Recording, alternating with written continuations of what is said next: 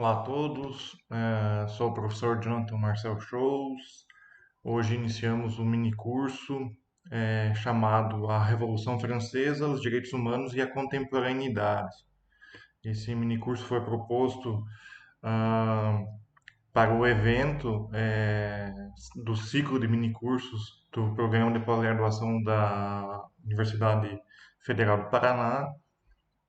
E hoje iniciamos uma série de vídeos, né, que serão três ou quatro, para não ficar cansativo. Então vamos subdividir alguns temas importantes, né, nesse mini curso, de modo a contemplar algumas questões importantes, sobretudo em relação aos direitos humanos, né, e como a Revolução Francesa e a contemporaneidade se relacionam, né, com esses direitos humanos.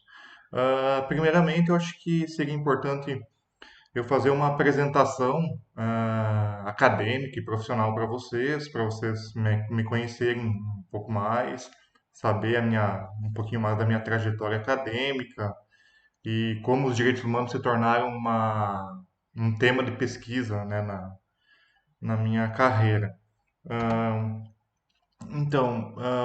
como eu falei, o meu nome é Jonathan Marcel Scholz, eu sou licenciado em História pela Universidade Estadual do Centro-Oeste, né, a Unicentro, no campus da cidade de Guarapuava, né, no interior do Paraná. Em 2010, prossegui com meus estudos na Universidade Federal, na Universidade Estadual de Maringá, né, a UEM, onde eu desenvolvi o mestrado, pesquisando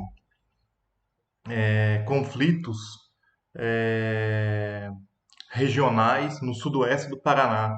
A minha preocupação no mestrado foi pensar como elites políticas, né, de alguns municípios do sudoeste paranaense, como que as elites influenciaram o desenvolvimento de alguns plebiscitos territoriais, como algumas vilas, pequenas comunidades é, realizaram plebiscitos para mudarem de cidade, num momento em que várias cidades estavam sendo emancipadas, né, no sudoeste do Paraná. Ah, então eu estudei a influência das elites, como as elites, vereadores e prefeitos de três municípios do sudoeste, São João, São Jorge do Oeste e Chopinzinho, como que eles tinham uma dinâmica, né, de interesses e de propostas políticas para trazerem novas comunidades para o seu território e pensando todas as estratégias políticas desenvolvidas nesse contexto. E aí eu já tive um contato e uma aproximação com ideias jurídicas, né, de democracia participativa, como é o caso de um plebiscito, e isso me instigou, lógico, pelo contexto de contato, onde eu estava inserido no programa de pós-graduação em História da UEM, contato com alguns professores me estimulou a pensar os direitos humanos, né? Que foi uma pesquisa levada a cabo na Universidade Federal de Uberlândia em 2016 e foi defendida, né, agora em fevereiro de 2020. Atualmente eu sou docente efetivo da Secretaria do Estado de Educação do Mato Grosso, a SEDUC, desde 2018 e leciono numa escola integral aqui no estado, que aqui no estado adquire a nomenclatura de escolas plenas, né? E nesse contexto de pandemia, estamos trabalhando remotamente também com os alunos de ensino médio. Então, como eu tinha declarado, os direitos humanos são uma preocupação principal, né, central da pesquisa de doutorado. E qual era a proposta no doutorado? Alguns objetivos que a gente tentou traçar era investigar a repercussão que a Declaração Universal dos Direitos Humanos, né, promulgada pela ONU em 1948, num momento de pós-guerra, né? Como que ela foi interpretada em alguns grupos hierárquicos brasileiros, ou seja, como alguns grupos da elite, alguns grupos com importância política, econômica, né, no Brasil, como que eles interpretaram a Declaração Universal dos Direitos Humanos, tendo em vista que o Brasil foi um dos membros fundadores da ONU em 45 e na historiografia existia um vácuo, nessas ideias de pensar os direitos humanos, porque normalmente os direitos humanos são tratados pela historiografia brasileira, sobretudo, no momento do pós-golpe militar de 1964, né? A gente vê pesquisas, estudos muito interessantes e importantes da historiografia, pensando os direitos humanos como se os direitos humanos tivessem que ser reiteradamente violados, né, pelo estado de exceção que vivíamos a partir da ditadura militar, e como se esses direitos precisassem ser violentamente perseguidos, violentados, para que os historiadores tivessem alguma preocupação, né? Então começa pensar-se os direitos humanos muito nessa perspectiva aonde a censura, as torturas e as demais violências, né, instigam historiadores a pensar os direitos humanos no Brasil, então, pós-golpe militar. Mas eu identifiquei que os direitos humanos, tendo em vista essa participação diplomática brasileira na configuração da ONU, né, como um membro fundador da ONU, ele ele ressaltou e ele asseverou, ele assinou, né, e participou da promulgação da Declaração Universal dos Direitos Humanos. Então, alguns grupos estavam a par das propostas que a ONU defendeu em 1948, né? Então, o interesse da pesquisa foi pensar como alguns grupos, né, sobretudo diplomatas, né, brasileiros, como que o meio jornalístico, sobretudo da grande imprensa, que estava mais afinado às notícias internacionais, né, desse período, e como uma produção jurídica, né, de algumas escolas de direito do Brasil, de algumas universidades, interpretaram então esses direitos humanos nascidos do pós-guerra pela ONU, né? E também foi pensar nesse sentido como esses grupos eles geriram, né, afetos para com os direitos humanos. O que, que eu quero dizer com isso? Nesse momento de pós-guerra é muito forte a, as disputas, né, bipolares entre Estados Unidos e União Soviética, inclusive no seio da ONU e da comunidade internacional, os direitos humanos viram uma grande ferramenta de disputa, né, simbólica entre Estados Unidos e União Soviética, dado que a União Soviética não referendou a Declaração Universal, ela não assinou, né, a declaração, e por isso ela era, é, de forma narrativa, né, pelo Ocidente europeu e pelos Estados Unidos, considerada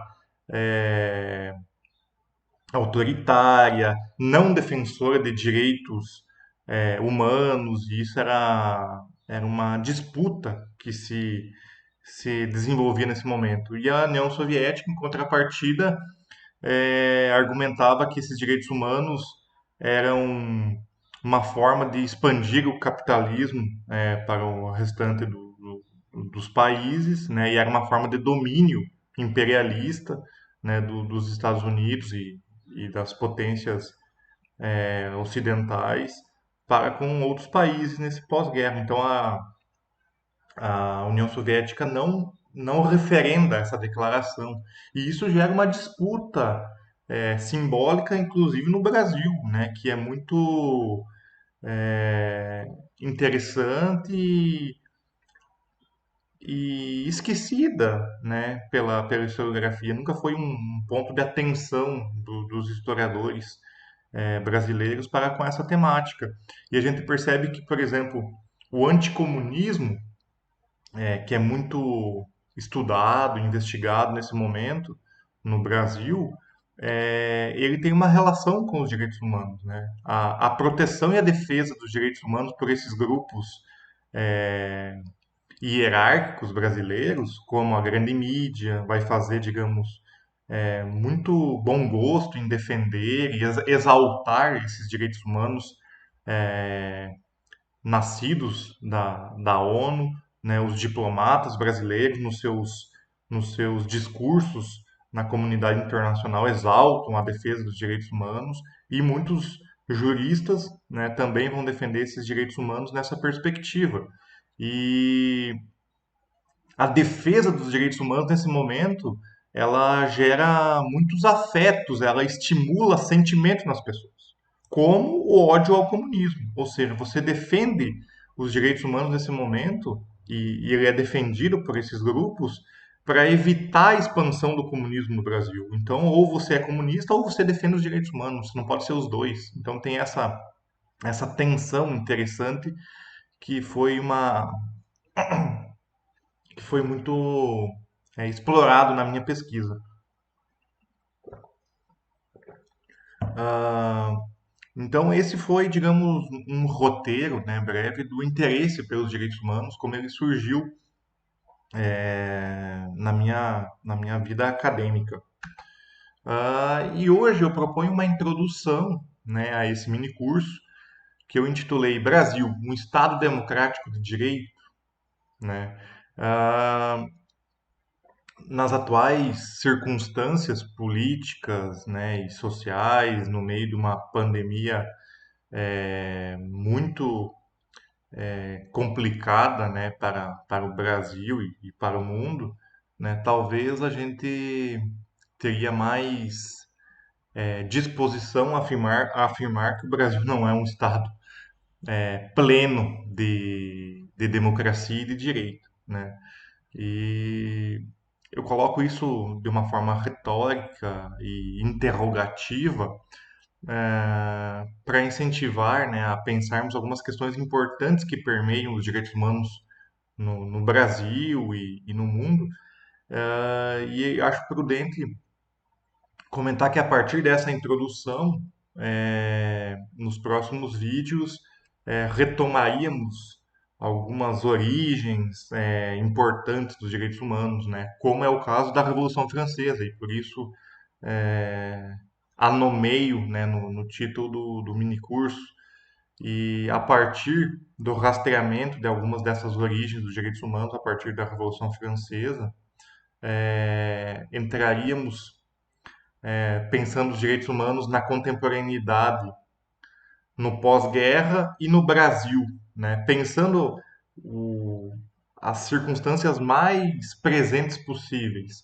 Mas aqui hoje, como uma forma de estímulo a esse debate sobre os direitos humanos, eu faço uma reflexão sobre a Constituição Federal de 1988, né, que é a nossa Carta Magna, né, vigente, muitas vezes vilipendiada, desrespeitada, mas é o documento oficial, a norma que, que baseia e ancora nossas instituições e as nossas leis, certo?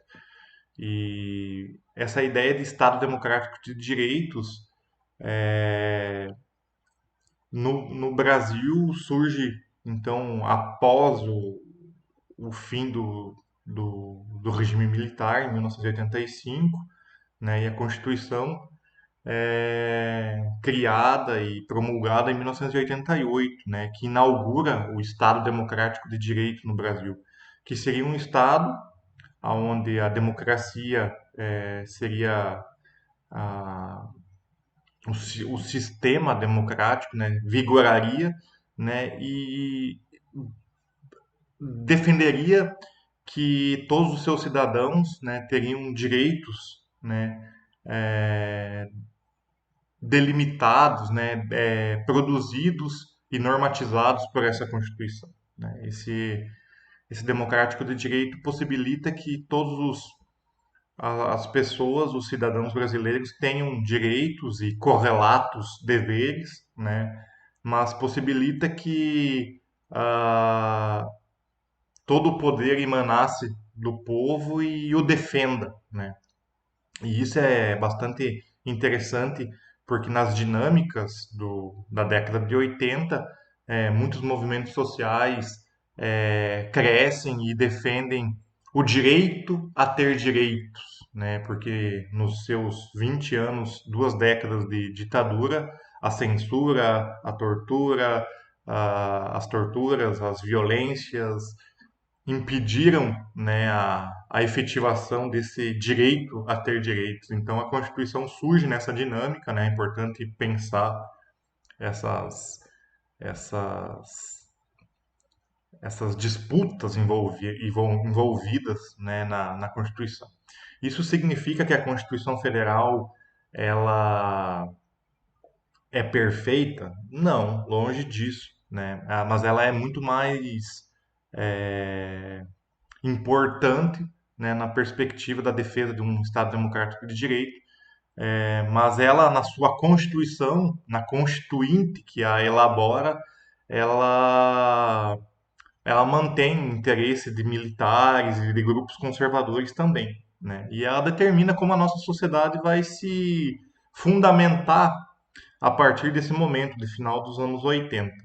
Né? E é interessante que os direitos humanos eles surgem e se efetivam oficialmente, né, como uma norma, né, como uma disposição constitucional na Constituição Federal de 1988.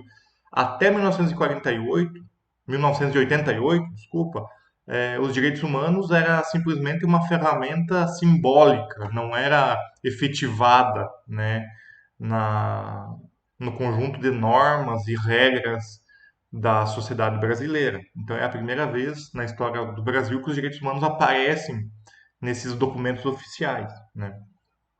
E é interessante que alguns dos artigos da Constituição vão mostrar e efetivar essa presença dos direitos humanos, né?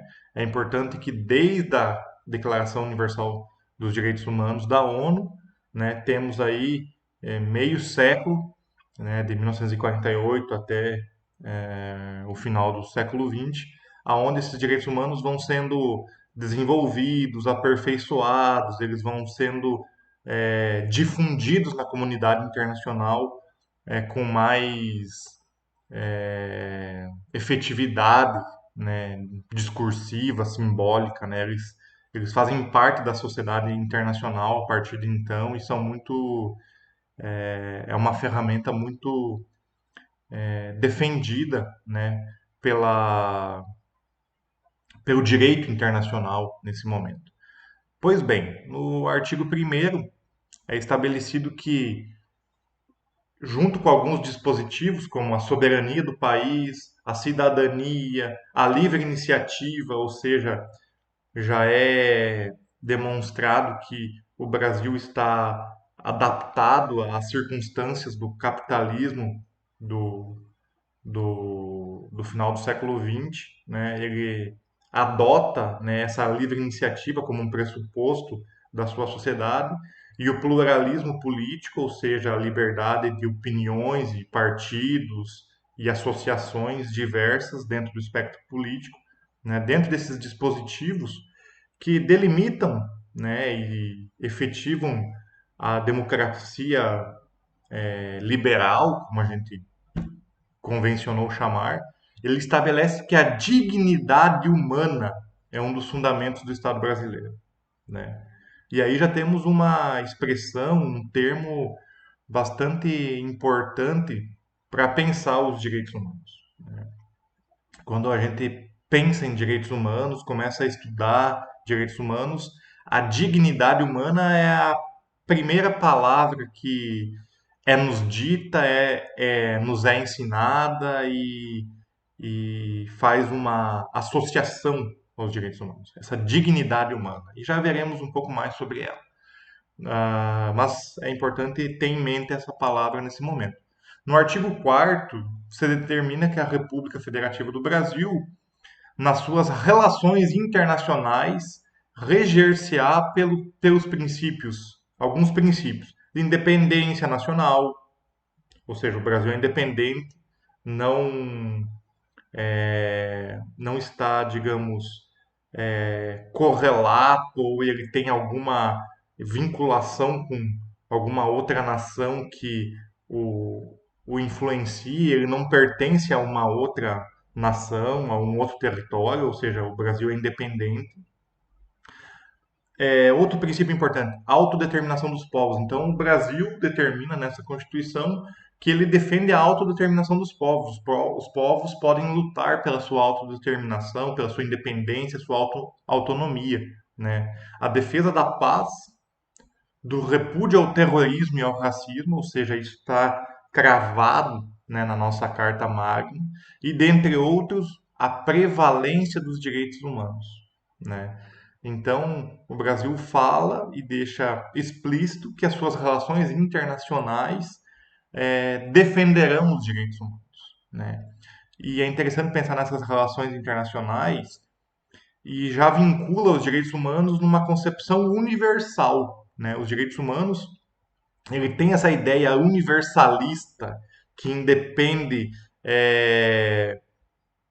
de credo, credo religioso, de opinião política, de etnia, ou seja, os direitos humanos se fundamentam a partir da universalidade, né? Ele não tem uma determinação que o especifica por algumas qualidades e características, né? Então, quando a gente fala que na situação das relações internacionais, né, o Brasil defende os direitos humanos, ou seja, ele está afinado ao que a ONU determinava em 1948 e outros tratados de direitos humanos que se seguirão na segunda metade do século XX. Ou seja, olha como começa a aparecer alguns termos que definem o Brasil como um Estado democrático de direito, tá?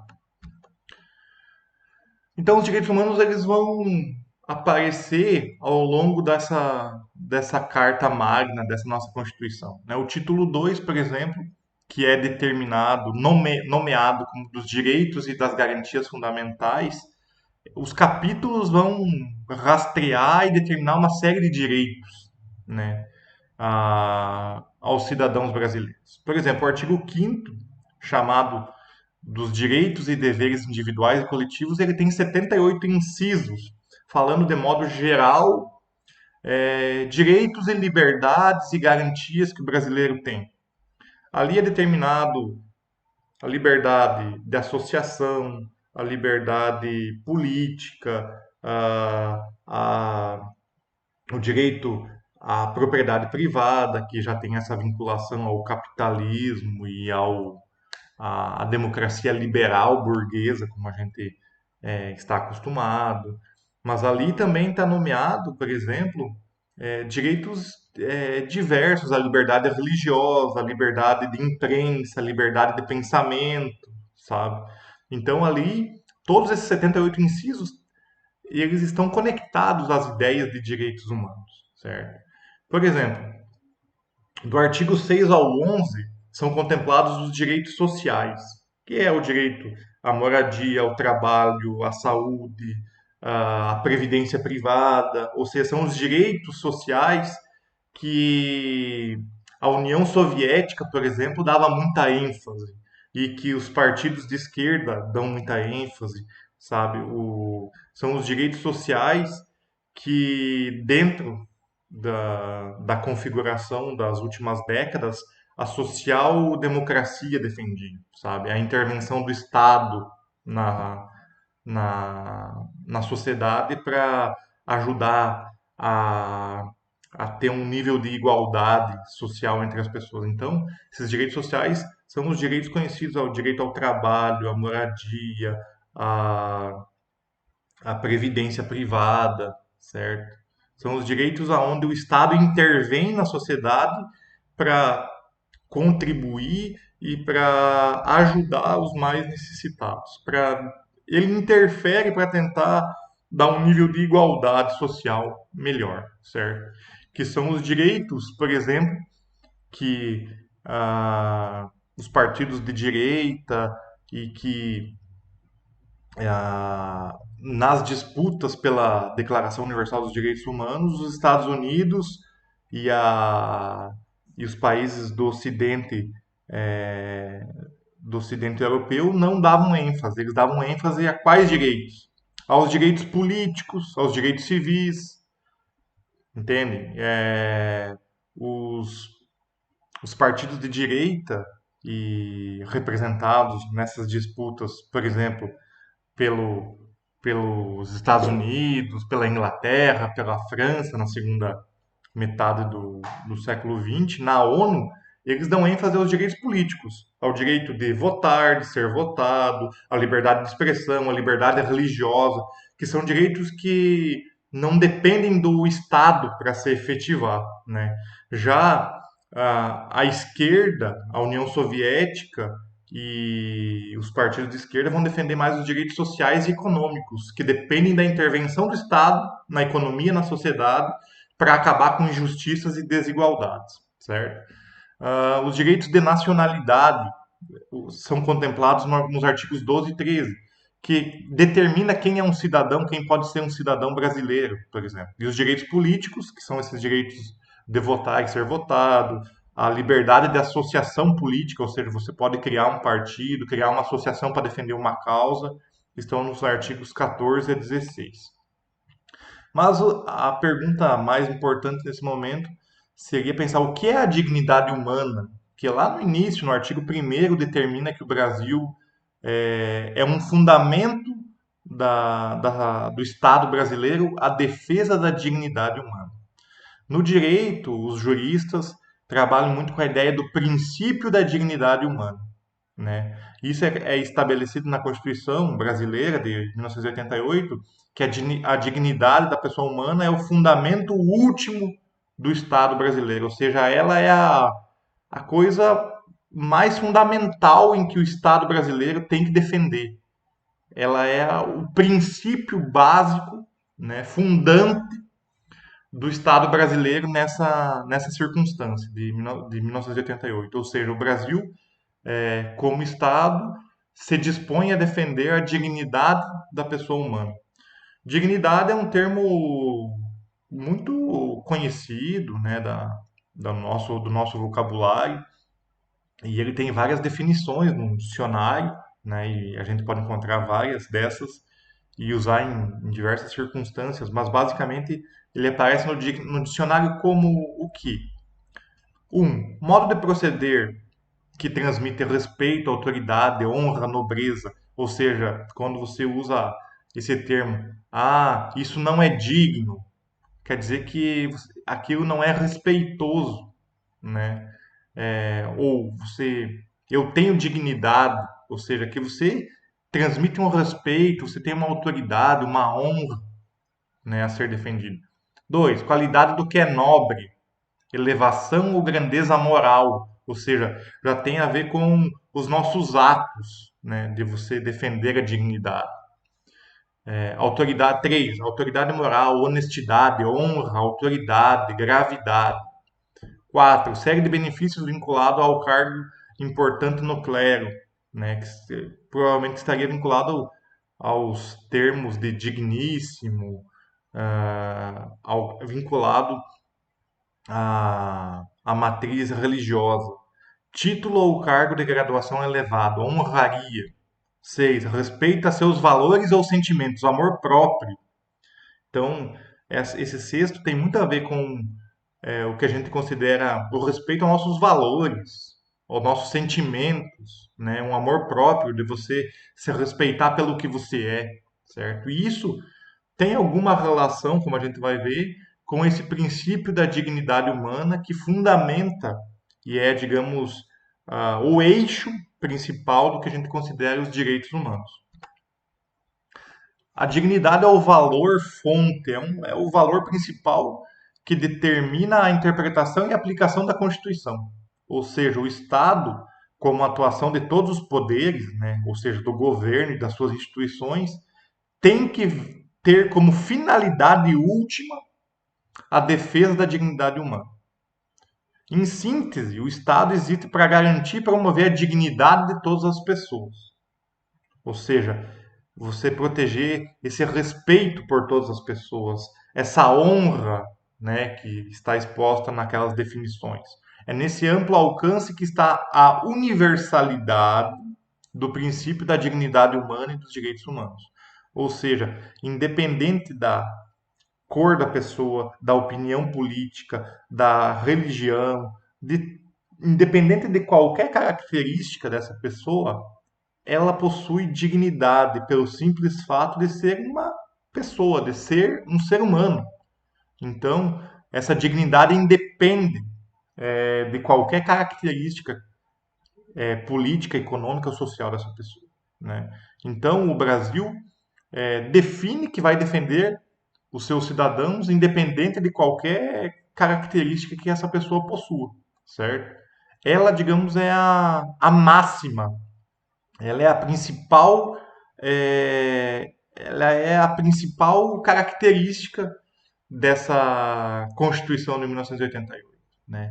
E ela é muito relacionada às ideias de democracia e de direitos humanos, né? De cidadania, né? Então, essa dignidade, digamos, fundamenta e está por trás dessas ideias de democracia, de cidadania e de direitos humanos, certo?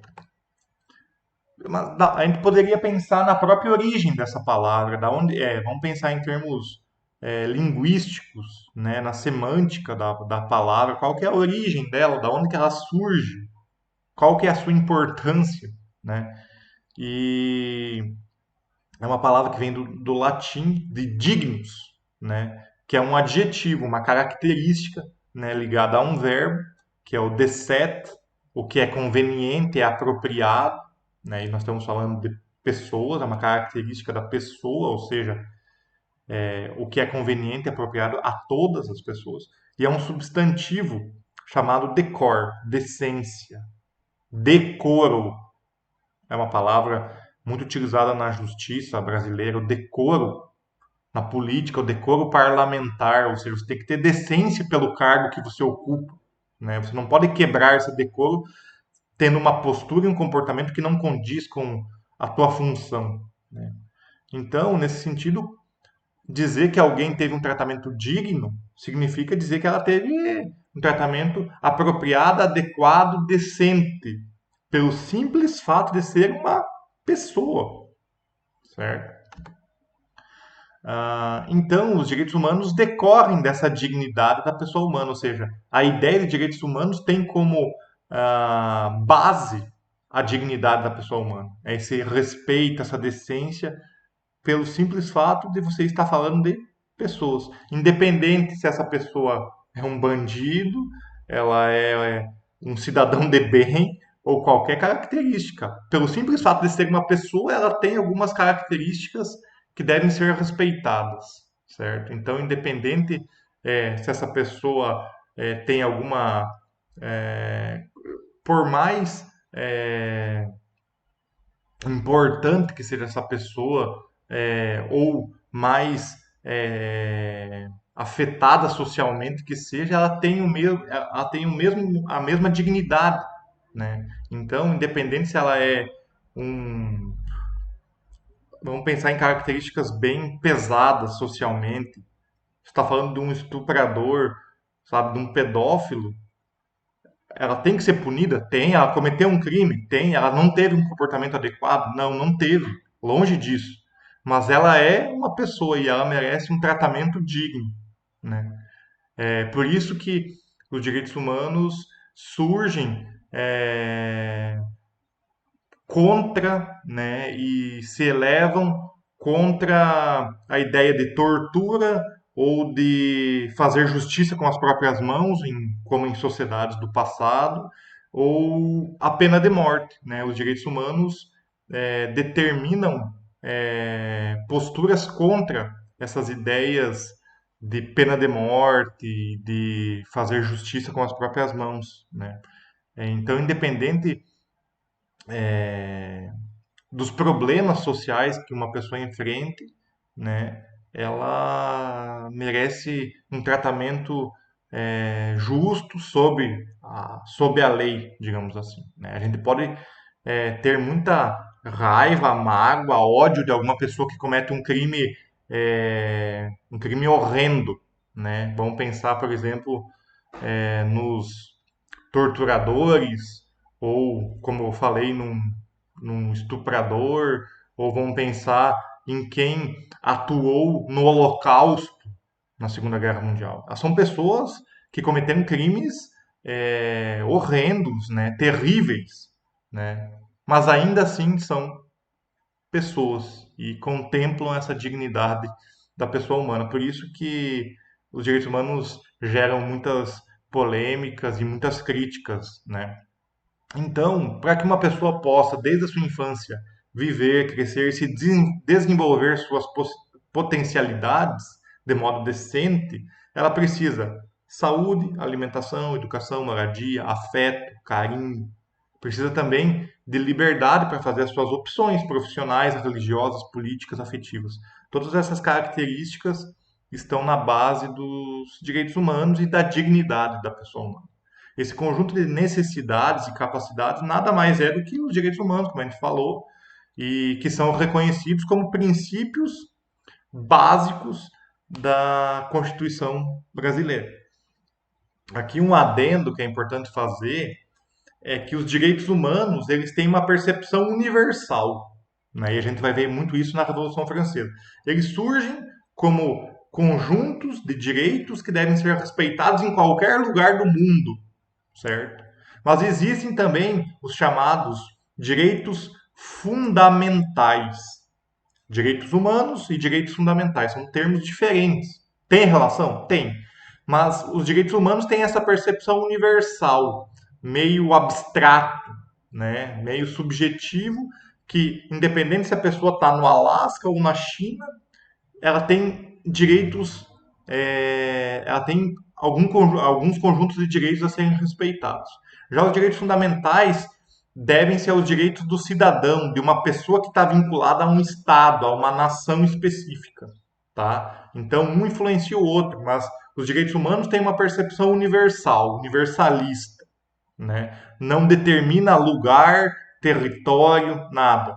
Já os direitos fundamentais estão ligados a direitos de um lugar em específico, de um território, nação, tá? Como, por exemplo, a Constituição brasileira determina, ela está, digamos, influenciada pelos direitos humanos, mas ela determina direitos que só os cidadãos brasileiros têm. E esses são os direitos fundamentais, certo? Então, a dignidade é um atributo essencial do ser humano, quaisquer que sejam suas qualificações e defeitos, digamos assim. Em última instância, ela reside no fato da existência do ser humano e ser em si mesmo um valor absoluto. Ou seja, pelo simples fato de ser um ser humano, ela tem alguns direitos que devem ser protegidos, resguardados, certo? Então, essa dignidade também representa esse conjunto de necessidades e capacidades para que uma pessoa viva bem e se desenvolva da melhor maneira possível, certo? Mas essa dignidade, ela em última instância, ela se refere ao simples fato da pessoa ser um ser humano. E o fato dela nascer como uma pessoa, um ser humano, ela tem já inerentemente, por esse simples fato, alguns direitos que devem ser respeitados, certo? É interessante que essa ideia de dignidade não é nova, não foi a ONU que fundou, não foi a ONU que inaugurou essa ideia. Ela está presente na nossa literatura, né, na nossa intelectualidade enquanto civilização, pelo menos, e eu vou dar dois exemplos aqui, do século XIV e XVI, mas essa dignidade, ela pode ser muito refletida e analisada, por exemplo, no ideal cristão, né? Quando o homem é comparado como imagem e semelhança de Deus, ou a questão de você pensar que o homem tem uma alma imortal, a gente já pode, e muitos estudiosos fizeram isso, fazer uma análise e relacionar essa dignidade. Os gregos falavam é, em termos parecidos que os homens teriam alguns direitos também, direitos inerentes pelo simples fato de ser humano. Isso inaugura ideias sobre a dignidade. Mas eu vou usar dois exemplos mais próximos, né, do século XIV e XVI e mais próximos que eu digo da Revolução Francesa, que é o nosso próximo tema. O Pico della Mirandola, que era um filósofo da região que hoje seria a Itália, né? Então, ainda não chama ele de italiano, porque a Itália não existia enquanto nação, né? Mas é, ele é da região onde hoje seria a Itália. Ele escreveu um texto, né, muito interessante que é chamado Discurso sobre a Dignidade Humana, isso no século XIV, no auge da Renascença, falando sobre as capacidades intelectuais do homem, né? Que o homem ele é uma maravilha, né? O homem, ele inaugura a ideia e defende a ideia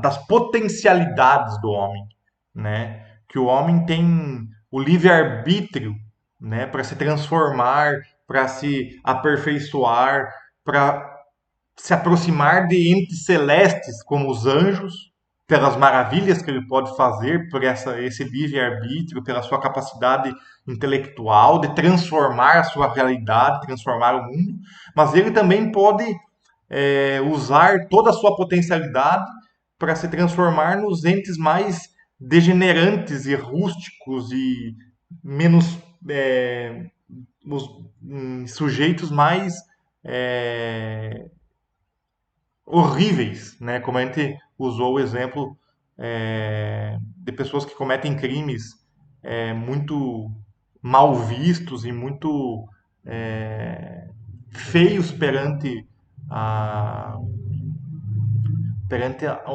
a nossa sensibilidade, né? Então, o homem, ele é uma maravilha, né?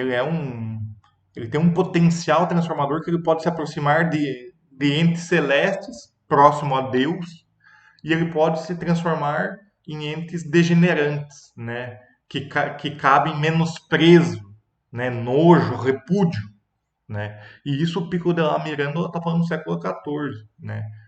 E o Kant, no século XVI e XVII, né, ele já vai defender que o homem ele é um fim em si mesmo, né? Ele não é um meio, um instrumento para atingir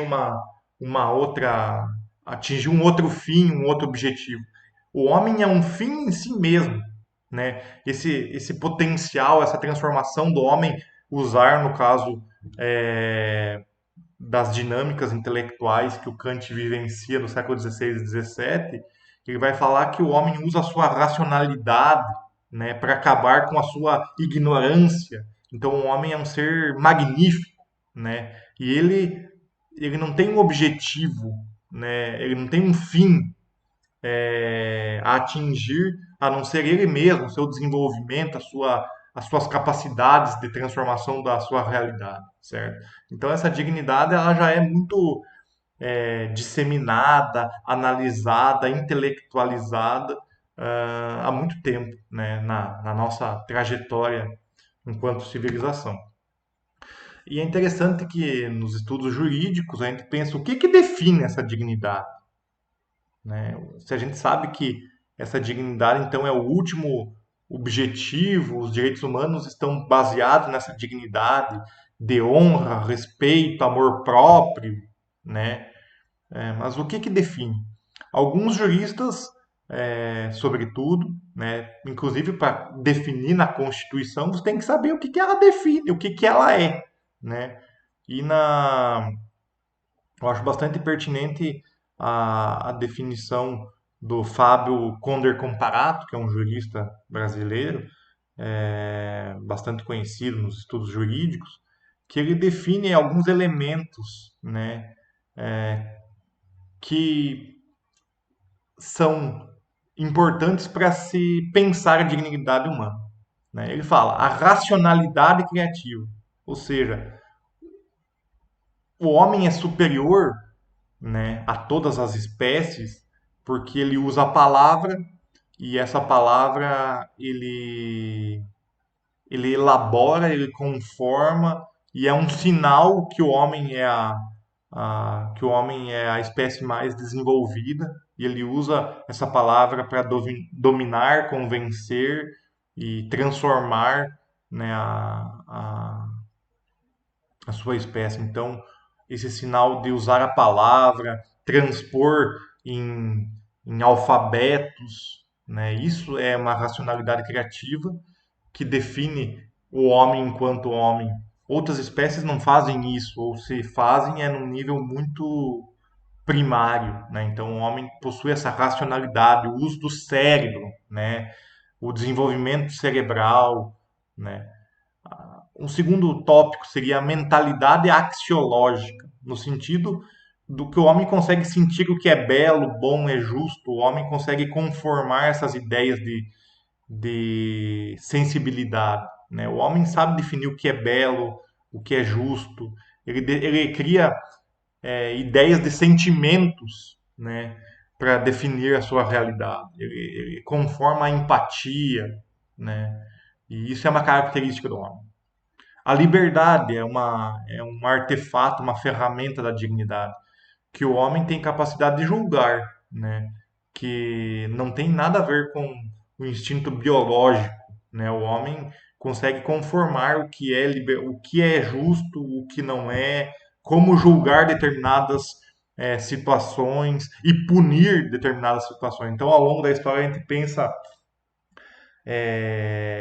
na criação de inúmeros modelos constitucionais de punição, que é uma característica humana. Você pode pensar no Código de Hammurabi, lá na Mesopotâmia, mas você pode pensar na Constituição de 88. Então, nesse desenvolvimento, nessa transformação, nessa historicidade da liberdade, né, humana, que é uma característica da nossa espécie.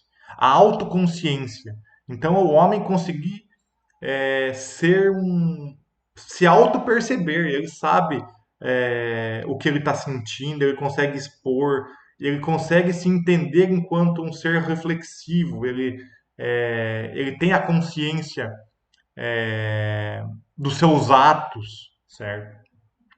A sociabilidade e todas as formas de solidariedade, ou seja, o homem se relaciona com os seus semelhantes de diferentes modos, mas o homem cria essa sociabilidade, né? E a historicidade, né? O homem é a espécie que tem a memória do passado, da sua trajetória, da da sua civilização, dos antigos, e ele tem um projeto de futuro, né? O homem é esse ser que tem memórias do que aconteceu e estuda o que aconteceu, ou como mudar, como melhorar a sua realidade. E a unicidade existencial, no sentido de que cada ser humano é insubstituível, né? O nosso DNA é único, né?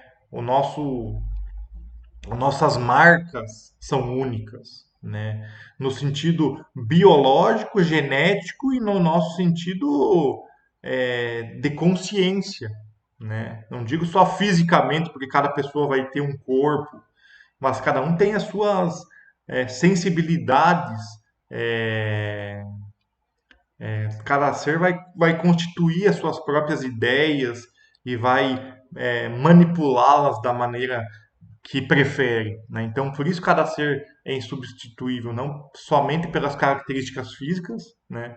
Mas pelas suas ideias, pela sua consciência, pela sua própria inconsciência, certo? Então, cada ser pode ser entendido como único nesse sentido. Então, essas características definem a dignidade humana. Por isso que o homem, por todas essas qualidades, ele deve ser preservado e sujeito de direitos humanos. E por fim, né, a gente tem que entender que o Estado, né, qualquer Estado, nação, ele deve defender essa dignidade. né? O Estado só existe por essas pessoas e ele deve visar a proteção dessa dignidade e não o contrário, né? Por isso, o princípio da dignidade exige repúdio à forma de tratamento degradante, ou seja, indigna, como tortura, perseguição, escravidão, né? Perseguições de gênero, etnia, religião. Por isso que a dignidade humana e os direitos humanos são contra a pena de morte, são contra regimes autoritários, totalitários ou qualquer outra característica nesse sentido, né? Então, o Estado que defenda a dignidade humana ele tem que ser fundamentado em cima da democracia e dos direitos humanos, né? Então, por isso que a dignidade não permite essas, essas características degradantes e que, dependendo das circunstâncias de cada estado, de cada realidade, punem e usam métodos inadequados, autoritários, né, para perseguir pessoas e minorias, né, em razão de gênero, etnia, religião, orientação sexual ou qualquer perseguição nesse sentido, né? Então a gente sabe que a Constituição de 88 ela está fundamentada em cima desses princípios. Quer dizer que na prática ela resguarda? Muitas vezes não, né? Porque a realidade é mais complexa do que o documento escrito, né? Mas então, a partir de hoje, a gente inicia esse mini curso, né?